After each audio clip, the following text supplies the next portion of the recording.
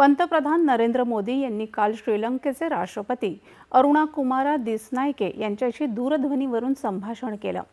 श्रीलंकेत आलेल्या दितवाह चक्रीवादळात बळी गेलेल्या नागरिकांच्या कुटुंबियांप्रती पंतप्रधानांनी शोक संवेदना व्यक्त केल्या।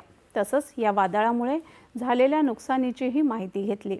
राष्ट्रपती दिसनायके यांनी भारताने केलेल्या मदतीबद्दल पंतप्रधानांचे आभार मानले। भारताने त्वरित आणि वेळेत केलेली मदत आपल्या जनतेसाठी उपयुक्त ठरल्याचं दिसनायके म्हणाले। ऑपरेशन सागर बंधू या अभियानांतर्गत भारत पुढेही श्रीलंकेला मदत देत राहील असं आश्वासन पंतप्रधानांनी यावेळी दिलं। दरम्यान ऑपरेशन सागर बंधू अंतर्गत भारताने श्रीलंकेला देण्यात येणाऱ्या वैद्यकीय मदत आणि पुनर्वसनाच्या सामग्रीत तसंच लॉजिस्टिक मदतीमध्ये आणखी वाढ केली आहे। महाकाय C-130J विमानाने 10 टन औषधांचा साठा श्रीलंकेला पाठवण्यात आला आहे। त्याबरोबरच अत्यावश्यक सामग्रीचा 12 टनाचा साठा देखील या विमानातून रवाना करण्यात आला।